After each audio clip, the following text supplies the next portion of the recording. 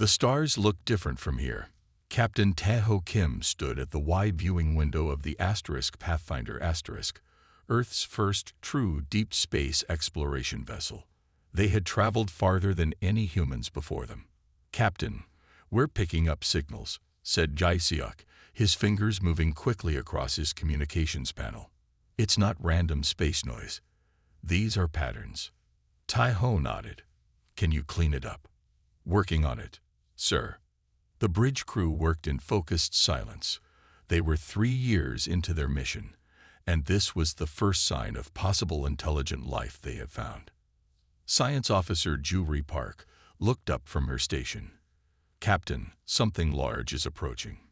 It's moving too precisely to be natural." Taeho straightened his uniform. "Battle stations. Quiet alert only." The crew moved with practiced ease. No alarms sounded, but everyone took their emergency positions. "Object is slowing," said Juri. "It's massive. At least 3 times our size." The object emerged from the darkness of space. It was sleek and blue, with glowing lines running along its hull. It looked nothing like human ships. It was beautiful. "They're hailing us," said Jae-seok, surprise in his voice. "They're using our communication frequencies. How could they know them?" Taeho took a deep breath. "Put them through." The main screen filled with the image of a tall, blue-skinned being. It had large, dark eyes and no visible hair. When it spoke, its voice was musical and deep. "Greetings, humans of Earth. We are the Narak. We welcome you to deep space." The bridge fell silent. The alien spoke perfect English. "I am Captain Taeho Kim of the Earth vessel Pathfinder *." Taeho finally said, "How do you know our language?" The blue being made a gesture with long, 6-fingered hands. "We have studied your world for some time. We hoped humans would one day reach the stars." Something in the alien's voice caught Taeho's attention. It sounded almost relieved, reverent. "We would be honored if you would visit our ship," the Narak continued. "Or if you prefer, we can come to yours." Taeho glanced at Security Officer Dongwoo, who gave a small nod. "We would be pleased to welcome a small delegation aboard the Pathfinder *" said Taeho. An hour later, 3 Narak stood in the Pathfinder's * meeting room. They were even taller up close, nearly 7 feet. Their blue skin had a slight shimmer. "Your ship is impressive," said the lead Narak, who had introduced himself as Hwan. "Though small, it is well made." "Thank you," said Taeho. "We have many questions." "As do we," said Hwan. "But first, we bring an invitation.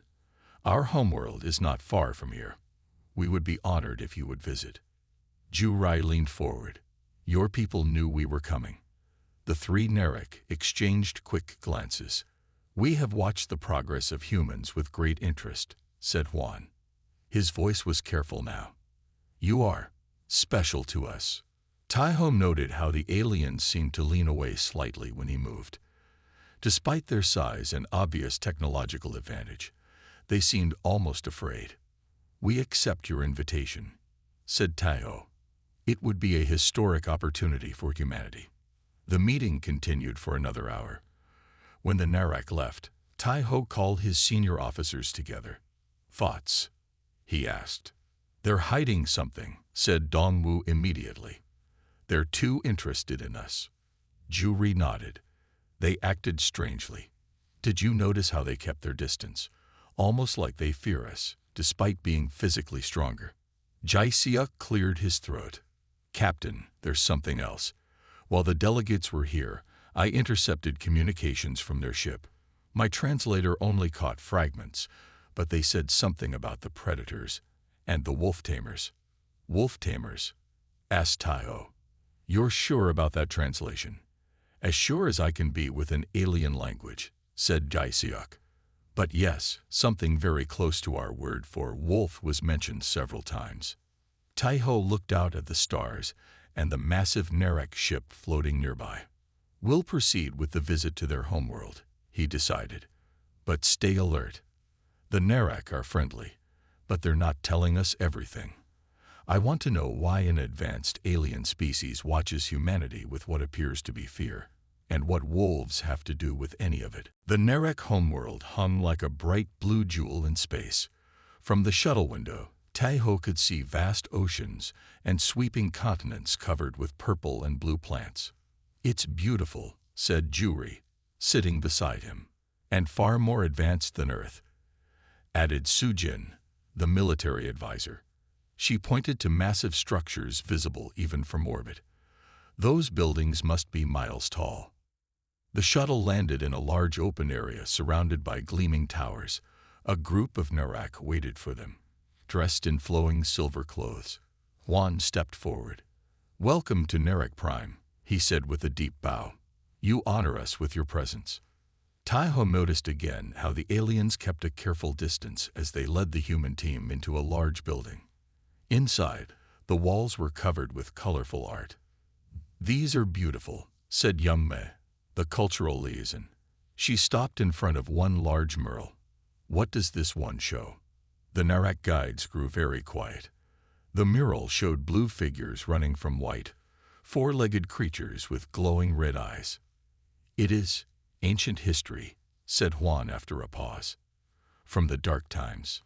Dongwu moved closer to the mural. "Those animals look like wolves," he said quietly to Taiho. "White wolves." Taiho remembered Gai Siok's intercepted message about wolf tamers. He felt a chill. "We have prepared rooms for you," said Juan quickly. "Tomorrow we will discuss trade and friendship between our peoples." Later, when the humans were alone in their guest quarters, they gathered to share observations. "They're definitely afraid of something," said Dongwu. "And those murals are everywhere, always showing those white wolf creatures attacking." Sujin nodded. "Not just any wolves. They looked like albino earth wolves, but larger. And in some images, they seemed to be using tools." "That's impossible," said Juri. "Wolves never developed tool use on Earth." "Unless they weren't natural wolves," said Taiho. "Gai Siok, any progress translating their language directly?" Jai Siok nodded. "I've been working on it. The Narek word they use for those creatures translates roughly to white death or pale hunters." "I want to see more of this place," said Taiho, "without guides watching our every move." That night, Taiho and Dongwu slipped out of their quarters. The Narek city was quiet. They found their way to what looked like a museum or library. "Look at this," whispered Dongwu, pointing to a display. It showed a timeline. At one end were the wolf creatures. At the other end were humans. In between were images of destruction and war. "I can read some of this now," said Dongwu, who had been studying the Narek writing. "It says something like, 'The creators and their weapons.'" Taiho stared at the display. "They think we made those wolves." A sound made them turn. A young Narek stood watching them. Unlike the others, this one came closer. "You did not create them," the young Narek said in halting English. "The Vex did. But the wolves remember Earth. They remember humans." "Who are you?" asked Taiho. "I am Bin, a history keeper. I study the true past, not the stories they tell visitors." The young Narek moved to the display and touched it. New images appeared. Long ago, another race called the Vex visited Earth. They took wolf specimens and changed them, made them smarter, stronger, created the albino pack for war. The images showed another alien species, tall and gray, working in laboratories with wolves. "But Earth has no record of this," said Taiho. "The Vex came before your written history," said Bin. "They used the wolves against us, against many worlds. But then the Vex disappeared." "And the wolves?" asked Dongwu. Bin's large eyes looked sad. "They survived. They evolved. They built ships. And they hunt Narek still, across the stars." "Why are you telling us this?" asked Taiho. "Because they are coming," said Bin. "Our deep space monitors detected them months ago. A wolf ship, larger than any before, heading toward your solar system." Taiho felt his heart race. Why would they go to Earth? Because, said Bin, they believe humans are their true creators, and they are going home to serve their masters. We need to know everything, Taiho said. The human crew sat in a private meeting room with Bin and two other young Narek who had joined them. Outside, the three suns of the Narek world were rising. The Vex were conquerors, explained Bin. He placed a small device on the table that projected images into the air.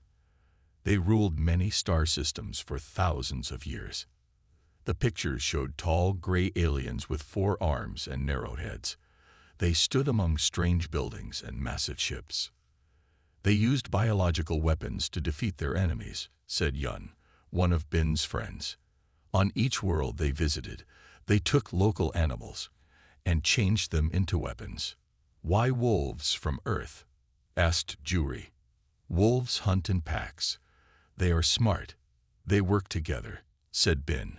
The Vex made them smarter, made their fur white, made them bigger and stronger. What happened to the Vex? Asked Dongwu. They disappeared suddenly, said the third Narek, a female named Hana. Some say they were destroyed by their own weapons. Others say they moved to another galaxy.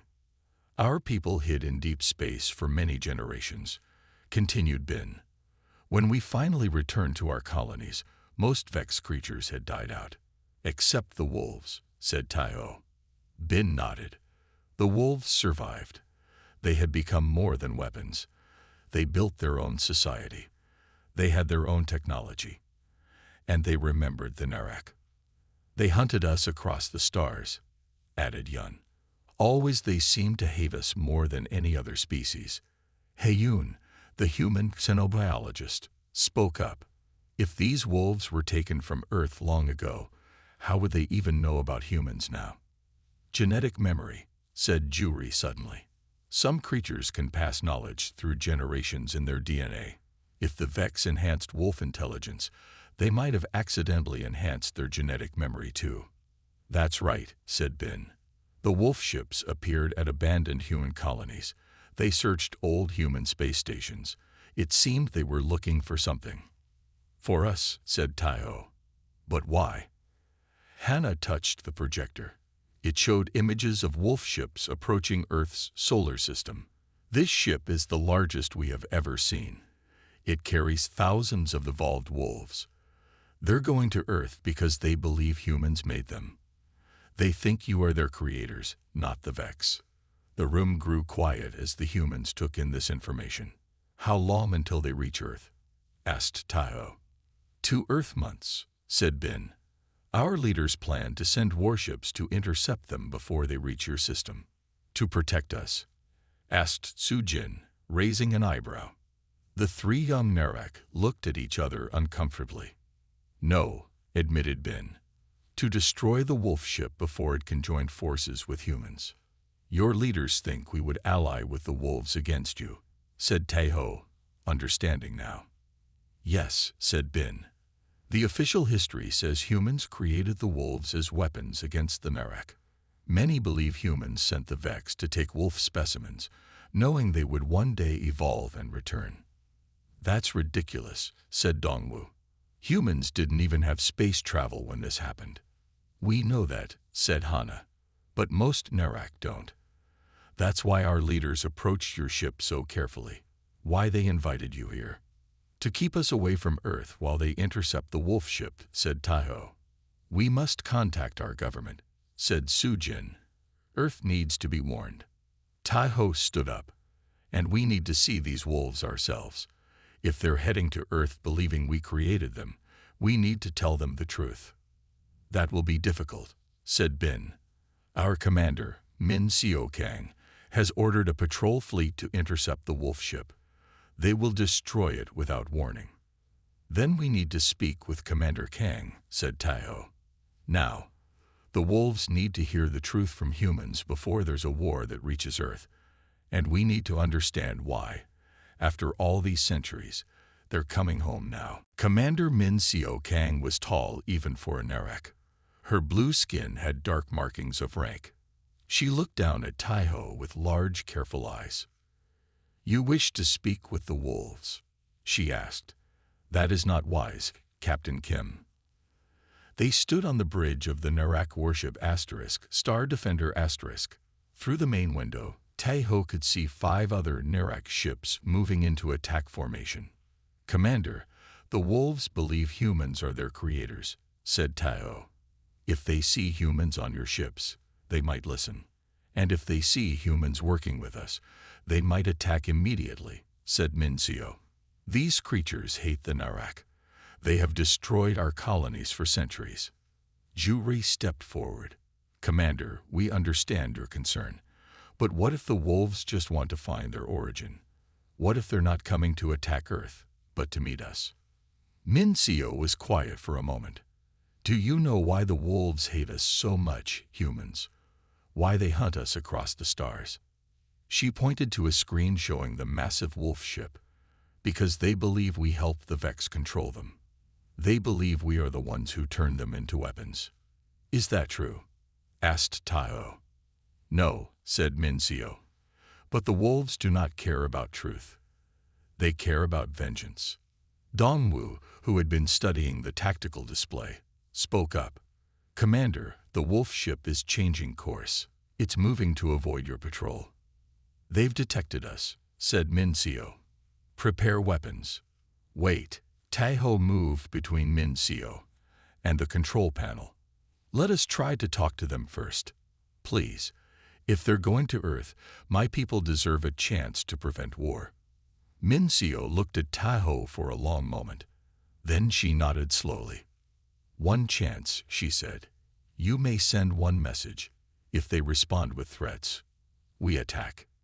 Jae-seok worked quickly at the communication station. "I'm sending on all frequencies," he said. "Simple message. This is Captain Tae-ho Kim of Earth. We wish to speak with you." The bridge was silent as they waited. Then the screen flickered. The face that appeared was unlike anything Tae-ho had imagined. It was clearly wolf-like, with white fur and amber eyes. But it stood upright, and its face showed intelligence and surprise. "A human," the wolf said, its voice deep and rough. "After so long, a human speaks to us." "I am Tae-ho Kim of Earth," said Tae-ho. "Who are you?" "I am First Hunter Dabin," said the wolf, "leader of the return journey. We come home, human. We come to serve our creators." Tae-ho glanced at his crew, then back at the screen. "Dabin, there is something you should know. Humans did not create your kind. The Vex took wolves from Earth long ago and changed them." The wolf's eyes narrowed. "Lies. The blue ones always lie." Dabin leaned closer to the screen. "We have genetic memory. We remember human scent, human voices. We remember home." "You remember Earth," said Juri, stepping forward. "But not because humans made you. Your ancestors were natural wolves from Earth before the Vex took them." Dabin was quiet for a moment. "You stand with the blue ones. Why?" "We just met the Narak," explained Tae-ho. "We came here exploring space. We knew nothing about you or the Vex until now." "If what you say is true," said Dabin, "prove it. Come to our ship. Alone. Let us read your mind patterns." "Mind patterns?" asked Tae-ho. "We have technology that can read brain patterns," said Dabin. "We will know if you speak truth." Min-seo grabbed Tae-ho's arm. "This is a trap," she whispered. "They will kill you." Tae-ho looked at the wolf on the screen. Its eyes were fierce, but not evil. It looked hopeful. "I'll come," said Tae-ho. "But I need to bring one scientist with me." Dabin nodded. "2 humans. No weapons. A shuttle will guide you to our ship." The screen went dark. "This is foolish," said Min-seo. "The wolves are killers." "Maybe," said Tae-ho. "Or maybe they're just looking for home, like we all are." He turned to Juri. "Are you ready to meet our distant neighbors?" The small shuttle moved slowly toward the massive wolf ship. Tae-ho and Juri sat in silence, watching as they approached. "It's beautiful," said Juri finally. She was right. The wolf ship wasn't like the smooth blue ships of the Narak. It was shaped like a great wolf's head, white metal gleaming in the starlight. Red lights ran along its sides like glowing veins. "Remember," said Taiho, "our goal is to learn the truth and prevent a war. Earth can't afford to be caught in the middle of this ancient fight." Their shuttle entered a large opening in the side of the wolf ship. When they landed, they found themselves in a huge hangar. And waiting for them were 6 tall, white-furred figures. The wolves stood on 2 legs. They wore simple metal armor and carried devices that might have been weapons. Their eyes glowed slightly in the dim light. "Welcome, humans," said the one in front. Taiho recognized the voice as Dubin's. "Follow us." They walked through wide corridors. The inside of the ship was warm and bright, with walls that looked like wood and stone. "Your ship feels like Earth," said Juri. Dubin nodded. "We built it from our oldest memories. This is how we remember the forests and mountains of our birth world." They entered a large room with a raised platform in the center. On the walls were images of wolves running through forests, and above them, strange images of stars and galaxies. "This is our memory chamber," said Dubin. "Here we will learn if you speak truth." Another wolf stepped forward carrying 2 metal bands. "These will read your mind patterns," explained Dubin. "They will not hurt you." Taiho and Juri exchanged glances, then nodded. The wolf placed the bands on their heads. "Now think of Earth," said Dubin. "Think of wolves. Think of what you know about our origins." Taiho closed his eyes. He thought of the forests of Earth, of documentaries he had seen about wolves, of what Bin had told them about the Vex. Suddenly, the room filled with light. Images appeared all around them, projections of Taiho's and Juri's thoughts. Earth's forests, modern wolves hunting in packs, ancient cave paintings. Dubin and the other wolves watched in silence. Then new images appeared, strange gray aliens working in laboratories, wolf pups in cages, genetic formulas. "These are not your memories," said Dubin. "Where do they come from?" "From the Nerak records," said Juri. "They show the Vex taking wolves from Earth long ago." The wolves growled softly. One stepped toward Dubin and spoke in their own language. Dubin's ears flattened against his head. "The mind bands confirm you believe what you say," said Dubin finally. "But this changes everything we have believed for centuries." Just then, a new wolf burst into the room. "First Hunter, the Blue One's ships are moving. They prepare to attack." Taiho removed his mind band. "Let me contact them. This must be a misunderstanding." But when he tried his communicator, there was no response. "They jam our signals," said Dubin. His amber eyes narrowed. "The Blue Ones never wanted peace. Now you see their true nature." At that moment, Jiwoo's voice came through on a different channel. "Captain, can you hear me? I found something in the Nerak database." "Go ahead, Jiwoo," said Taiho. "The Vex records show they never fully controlled the wolves," said Jiwoo excitedly. "When they brought the first wolves from Earth, the wolves showed unexpected resistance to control. The Vex tried to suppress this, but instead accidentally enhanced their intelligence and independence." Dubin stared at Taiho. "What does this mean?" "It means you were never just weapons," said Taiho. "Even from the beginning, your ancestors fought against control. Your independence wasn't an accident. It was your true nature all along." Dubin was silent for a long moment. Then he turned to the other wolves. "The humans speak truth. We were not created as weapons. We were made into weapons, but our spirits remained free." He turned back to Taiho. "But the Blue Ones still attack. They have always feared us." "Help me talk to them," said Taiho. "The Nerak fear what they don't understand. They need to learn the truth, just as you have." Dubin nodded slowly. "We will try your way, human. But if they attack, we will defend ourselves." The Nerak science station hung in space like a blue crystal. Small ships moved around it, carrying delegates from all 3 species. Inside, a large meeting hall had been prepared. Taiho stood with De Bin and Elder Sung as they waited for the Narek leaders. The humans had spent 2 days helping the wolves prepare for this meeting. "Remember, speak calmly," said Taiho. "Show them you want peace." De Bin nodded. His white fur was brushed smooth, and he wore a simple silver band around his neck, a sign of his rank as first hunter. The doors opened. Commander Minseo entered with 5 other high-ranking Narek. Their blue faces were hard to read, but Taiho noticed they kept their distance from the wolves. "Welcome to neutral ground," said Minseo. "We are ready to talk." The meeting began well. Both sides agreed to basic terms: no weapons in the meeting room, equal time to speak, honest answers to all questions. "We have lived in fear of each other for too long," said Elder Sung. "It is time for truth." Minseo nodded stiffly. "Yes, truth." But as the meeting continued, Dongwu, who was monitoring communications from the Pathfinder, noticed something strange. "Captain," he said through Taiho's private channel, "I'm picking up unusual activity. Narek ships are moving into new positions around the science station, and there's an energy buildup I can't explain." Taiho frowned. "Keep watching," he whispered. Then he turned back to the meeting. Minseo was speaking. "We understand the wolves were not created by humans, and we accept that the Vex used you as weapons without your consent. But the question remains, can we trust each other after centuries of conflict?" "We are willing to try," said De Bin.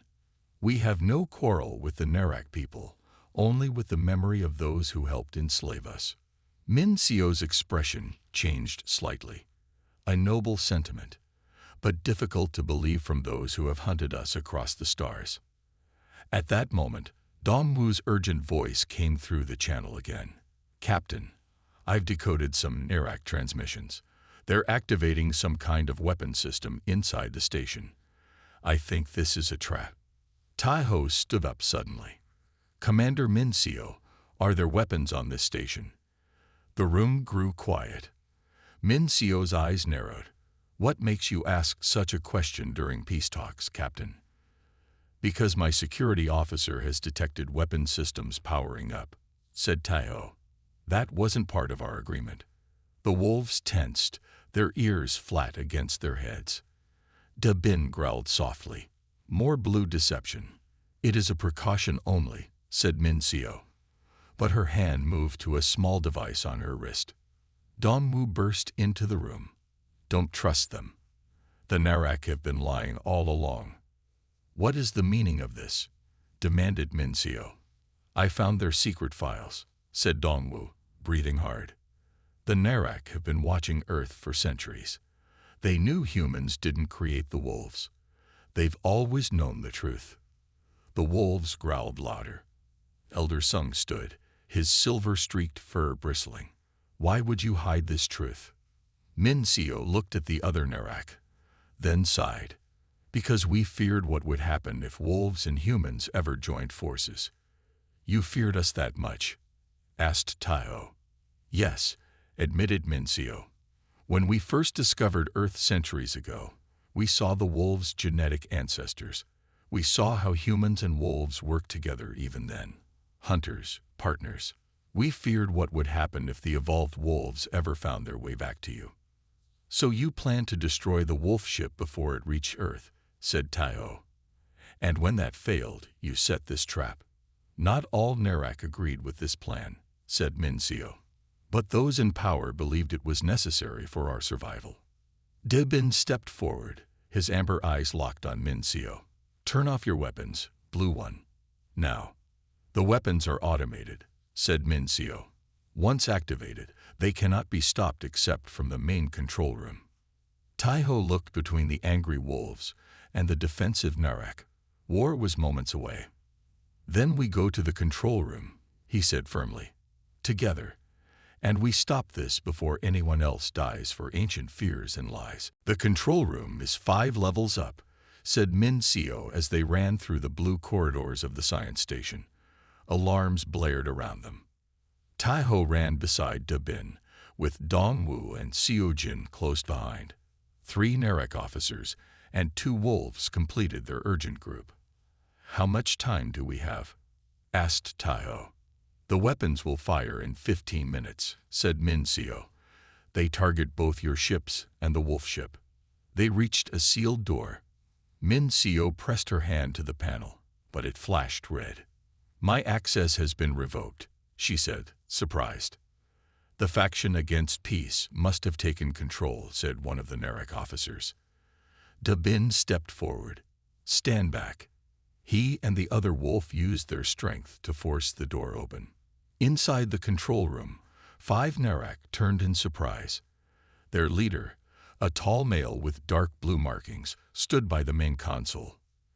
"Commander Min Seo," he said coldly, "you betray your people by bringing these creatures here." "Admiral Hack," said Min Seo, "stop the weapons. This is not our way." "It is the only way to ensure our survival," said Admiral Hack. "The wolves have hunted us for centuries. And humans." He looked at Taiho with fear in his large eyes. "Humans tame predators. You make them stronger. Together, you would be unstoppable." "We don't want to fight you," said Taiho. "We want peace." "Pretty words," said Admiral Hack. "But I have studied your Earth history. Humans say peace while preparing for war." Meanwhile, on the Pathfinder, Ji-Woo had been working frantically. "I've accessed the station's communication system," he told Gai-Seok. "We can broadcast to all ships." "Do it," said Gai-Seok. "The captain needs to buy time." Back in the control room, Taiho stepped closer to Admiral Hack. "If you fire those weapons, you start a war that will reach Earth. Is that what you want?" "Better to fight now, before you grow stronger together," said Admiral Hack. Suddenly, all screens in the room lit up. Taiho's face appeared on every display throughout the station and on all ships. "This is Captain Taiho Kim of Earth," his voice boomed. "I speak to all Narek, all wolves, and all humans in this system. For too long, fear and lies have kept us apart. The Vex used the wolves as weapons. The Narek hid the truth. Humans were kept in the dark. But today, we choose a different path." In the control room, Admiral Hack stared at the screens in shock. "How is this possible?" Taiho continued speaking to all who could hear. "I invite representatives of all 3 species to meet on Earth. Not in secret, not with hidden weapons, but openly. Let us end centuries of fear." On the wolf ship, Yum Mei had been working with Seo Jun. They used the broadcast to share images they had prepared. Pictures of Earth's natural wolves running free in forests and mountains. "These are your ancestors," Yum Mei's voice explained to the wolves watching everywhere. "Not weapons, but proud, free creatures. This is your true heritage." At the same time, Su Jin sent a message to Earth's government. She explained everything and asked them to prepare for visitors. Then she spoke directly to all ships in the system. "Earth will defend itself against any aggression," she said firmly. "But we welcome peaceful visitors. Choose wisely." In the control room, Taiho looked at Admiral Hack. 10 minutes until your weapons fire. Choose peace or war. But know this, if you attack, you make enemies of both humans and wolves." Dibin stepped forward. "We have lived with anger for centuries. We are tired of war." Min Seo nodded, "As are most Narek." Admiral Hack looked around the room. His officers were watching him, waiting. The countdown timer showed 8 minutes remaining. "The weapons were meant to protect our people," he said quietly. "And they still can," said Taiho, "by never being used. Sometimes the strongest choice is to put down our weapons, not use them." Admiral Hack's hand hovered over the control panel. The room was silent except for the countdown beeping. Then, slowly, he pressed a series of buttons. The alarms stopped. The countdown froze. "I choose peace," he said. "May we not regret it." 3 months later, snow covered the mountains of northern Korea. Taiho stood looking out over the valley below. The white landscape reminded him of the wolf ship. "Beautiful, isn't it?" said young Mei, coming to stand beside him. It looks like their fur. That's why they chose this place, said Taiho. It feels like home to them. In the valley below, a small settlement was taking shape. Dome-shaped buildings mixed with structures that looked like trees made of metal and glass. White figures moved among them, working steadily in the snow. The meeting starts in an hour, said young Mei. The Narek delegates just landed. Taiho nodded. Let's go welcome them. In a large dome at the center of the settlement, representatives from all three species gathered. The inside was warm, with light streaming through the clear ceiling. One side of the room looked like an earth forest, another like a Narek garden with blue and purple plants, and the third like the inside of the wolf ship. Dabin approached Taiho, standing taller and prouder than when they first met. Welcome to our new home, Captain Kim. It's good to see you. First Hunter, said Taiho with a smile. Commander Minseo arrived with her delegation. The Narek still moved carefully around the wolves, but there was no fear in their eyes now, only caution. Earth's government has approved all the agreements, Taiho told the gathered delegates. The wolves will have this territory as their own, recognized as an independent nation. And in return, we will share our technology, said Dabin, starting with medicine and clean energy systems. Minseo stepped forward. The Narek Confederation offers formal recognition of the Wolf Nation. We also request to establish an embassy here. Accepted, said Dabin. The past cannot be forgotten, but the future can be better. As the official parts of the meeting ended, Taiho noticed Seojun was missing. Young Mi pointed toward the door. She went outside. She said she had something important to do. Taiho found Seojun standing at the edge of the forest. She was watching something among the trees. When Taiho followed her gaze, he saw them, a pack of natural wolves, gray and brown, moving through the snow. They came to see us, said Seojun softly. I've been coming here every day, calling to them in the old way. As they watched, Seojun made a low howling sound. After a moment, one of the natural wolves, a large male, howled back. They recognize something in us, said Seojun, not the same, but family. Taiho was quiet for a moment. The Vex took your ancestors and tried to make them into something else, something to fear, but they couldn't change what was most important. Our spirit, said Seojun, our connection to this world. Dabin joined them, watching the natural wolves with wonder in his amber eyes. For centuries, we thought we were created as weapons. We defined ourselves by our anger, by what was done to us. And now, asked Taiho. Now we define ourselves, said Dabin. We choose our own path. As the sun began to set, more wolves from the settlement came outside. They stood in the snow, their white fur glowing in the fading light. The natural wolves remained at the forest edge, watching their evolved cousins with curious eyes. Then, as if by some signal, both groups began to howl. The sound echoed across the snowy valley, the deep calls of the natural wolves mixing with the higher, more complex tones of the evolved wolves. Minseo stood beside Taiho, listening to the chorus. It's strange, she said. For so long, that sound meant fear to my people. And now, asked Taiho. Now it sounds like belonging, said Minseo. As darkness fell, Taiho watched Dabin approach the edge of the forest. The large natural wolf came forward, cautious but unafraid. They looked at each other, distant relatives separated by stars and time, finally reunited. Dabin turned to Taiho, his eyes reflecting the rising moon. They designed us for fear, he said, but you showed us purpose. We were meant to be weapons, but among your kind, we found something better. We found home.